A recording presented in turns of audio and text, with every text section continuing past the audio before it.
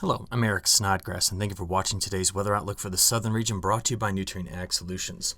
Well, I don't normally start off my videos here by showing you the long-range forecast first, but I do want to start here today. This was just released last night, and we're now looking again at the month of February.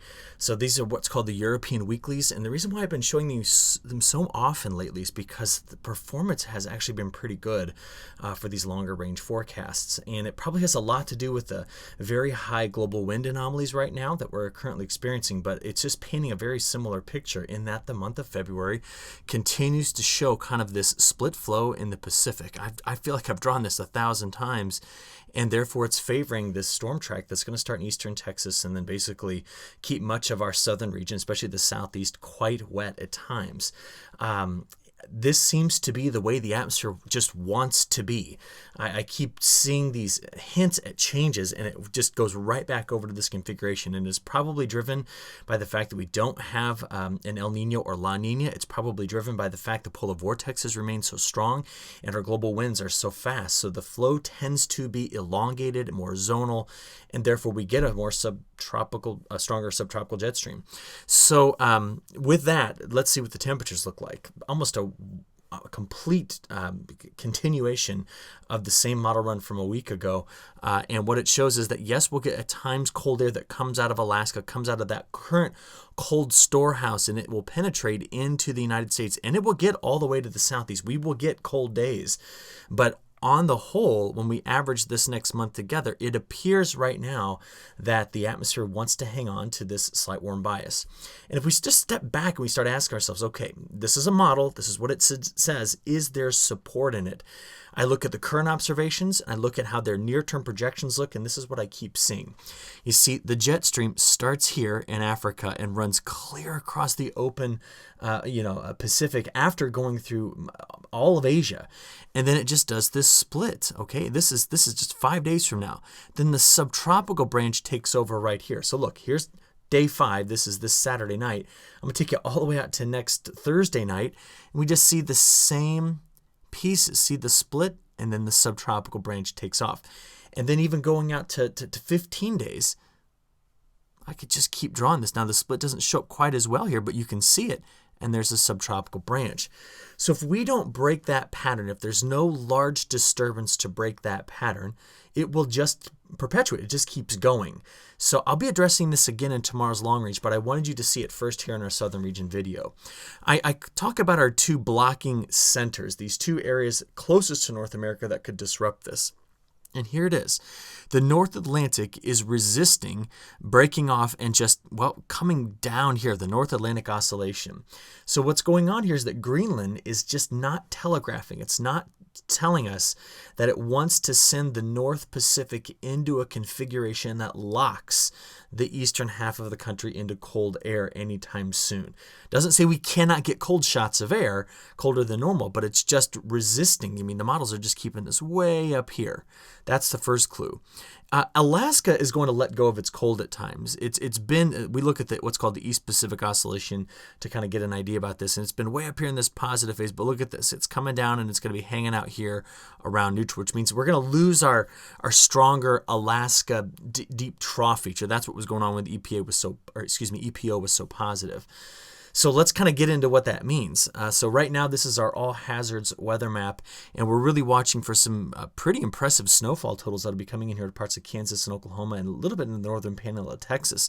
But still another morning of some very impressive fog. In fact, yesterday I was supposed to fly to Dallas to give a talk, and one of the reasons why I couldn't get in was we had a 40-minute delay or almost an hour delay due to the fog that was here. And then by the time our plane got ready to take off, we had an engine part failure. So I ended up not getting out of town, but this would have been a beautiful thing to fly into. A little scary, but it's kind of fun to fly into. So I wish I would have gotten a picture too here. So you can see again this morning we're dealing with big fog right down here, stretching from Arkansas into Louisiana, Mississippi, and Alabama. Okay, so the bigger news I think is right now for those folks in our southern region that are watching right in through here, let me just take you through the latest model runs we've got. There we go. You can see that throughout the morning this morning, very, very heavy snowfall, very wet and heavy snowfall on the backside of the system. I stopped this right here at 8 o'clock in the morning. There'll be a transition from rain over to freezing rain and then over to snow very quickly in this area. And we have the potential for grabbing quite a few inches of snow before midday when this slows down here in the Panhandles and southwestern Kansas. The system then pushes across eastern Texas, across the state of Oklahoma and into Arkansas by this evening, and then over into the lower Mississippi River Valley by the time we get into tomorrow morning. Missouri will get some snow out of this, and there's always going to be this leading ice, so watch out for that. You can see right here it's coming through southern Illinois on Wednesday morning. And then the system just slowly progresses over toward the east, so we could be seeing some light snow moving into parts of, maybe grabbing parts of Tennessee, but mostly Kentucky. Can be a cold rain. Of course, rain is wet. A cold rain here for parts of Tennessee. Now, after this system moves through, the big question is how much rain are we going to see after this? And to help answer that, well, before I get there, sorry, I want to show you how much snow we're anticipating. If you want to get out and build a snowman, do it fast, because we are seeing right in through here some very heavy snows. And yes, the potential does exist for a little pocket in here of several inches, maybe 6 to, I wouldn't be surprised if we get a report of 10 inches somewhere in there. But I'm telling you, get out if you want to enjoy it and make the snowman fast, because wait until you see the warm up at the end of the week. For the rest of us, this is what our precipitation looks like. So we saw that this was kind of drawn in moisture like this, and so we're going to get these kind of stripes, these bands of heavier precipitation wrapping themselves around the low, which is currently here. And so there could be locally heavier amounts grabbing up to about an inch of rain. But on the whole, this is going to be a 0.3 to 0.75 inch rainfall event through this area, with a little bit more precip coming into this part of Oklahoma. Now, if we just take a look at what's happening after this, this is that split flow in action. I mean, you can just see it. There's the polar branch, and there's the subtropical branch. Holy smokes, is that subtropical branch moving. Now, with this ridge coming in, we are going to see a major warm-up in temperatures in the Central Plains toward the end of this week, and it will follow across the east as well. But this will also be keeping things quite interesting just off the coast here in terms of the potential development of another storm system. So let's go over to the European model to watch both of those things. We're going to start off with precipitation. So again, early this morning on Tuesday, our low is here. The snow is right here on the backside, and the rain, like we talked about, general 0.3 of an inch to some locations, grabbing over an inch of rain as this moves through. So there it moves on out, and then watch what happens behind this. So that just took you from Tuesday morning into Wednesday morning and then into Thursday morning. You can see it's already moved over Florida. We're hoping to get some decent rain out of this in Florida. Now behind that, this ridge comes crashing over. So just imagine right now the flow in the jet stream is doing this. And at that time, no big organized systems coming through. But don't forget, we still have the subtropical jet screaming underneath it. So maybe some light showers moving through Texas, over into Louisiana. But then much of this action stays in the Gulf initially as we progress through Friday. Maybe right here along the Gulf Shore, we could get a little bit of precip. As we work our way into Friday night, we're going to be watching the development of this low right off the coast. And it appears as though it could be bringing some rain exactly where we need it, which is basically from northern Florida through southern Georgia and right here along the Carolina coast. And that system then shows up, and then really, it's been kind of a disappointment. We were all kind of watching this to see if it'd be a big nor'easter, but the subtropical jet just shoving this out. And the polar jet stream isn't helping. There's no big high pressure cell spinning here to bring this thing back in, and therefore it just stays offshore.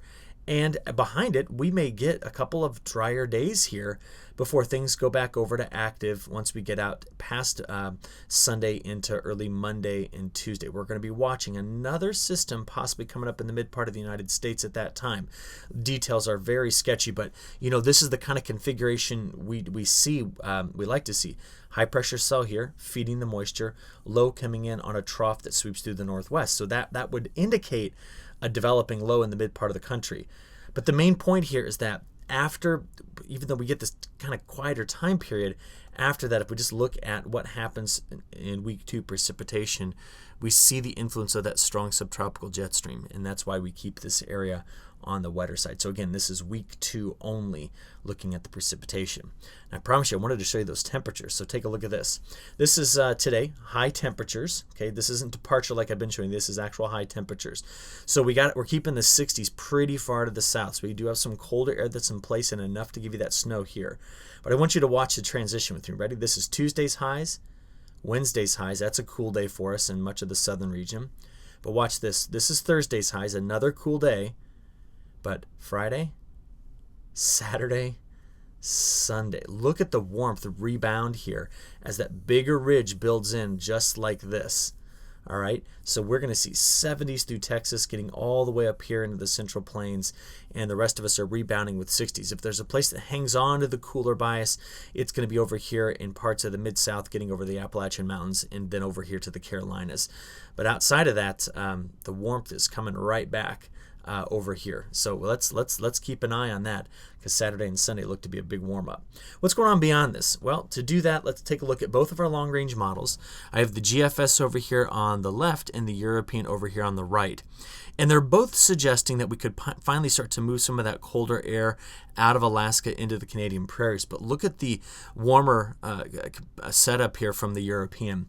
And I'll be honest, the GFS, we've been watching it for the last month, has had a systematic cold bias. It has just been on the cold side of things. Our southern region, as you can see, showing up near average in the GFS and warmer than average in the European. So it would be consistent with the GFS being on the cooler side of things. And that carries into the day 10 through 15 time period as well. So you can see the colder air is trying to come out here. Our big question is, can it push the subtropical jet out of the way? And right now, the European and the GFS say no for our southern region. So we get a shot of cooler air, and you can see where its source is. It's the source that's coming here out of Alaska and out of Canada, pushing into possibly into the north central plains. But again, the GFS with its warmer bias here, more than likely missing this. But in the European, well, you can see what its temperature patterns looks like. So I think we need to keep an eye on this. And I'll just finish this up with one last piece of information. Another oscillation we watch, the Arctic oscillation. We need it to come way down here if we're having a polar vortex disruption where things could get quite cold for a while. And yesterday in my US update, I was talking about this potential right in here. It was about 10 days from now. We were seeing the polar vortex getting pinched, right? So this was the two pinchers on either side, big ridges up there, and then the polar vortex was trying to maybe split off. Well, look at what the new day 10 looks like. It seems to be regaining its strength and heading right back over Siberia, and that's what's going on here, which means the polar vortex is really having a difficult time coming out of its strong phase. And that's a big piece of the puzzle here that helps keep that subtropical jet stream alive, which swings us back to the beginning of this video. That forecast on precipitation, go back and rewatch it, looks to be one that is carrying some weight. So I'll give you another update tomorrow, my long range. We'll see if anything changes, and we'll be able to report that to you right away. But other than that, I think I'll wrap it up right here. Have a great week. We'll talk to you again soon. Thank you.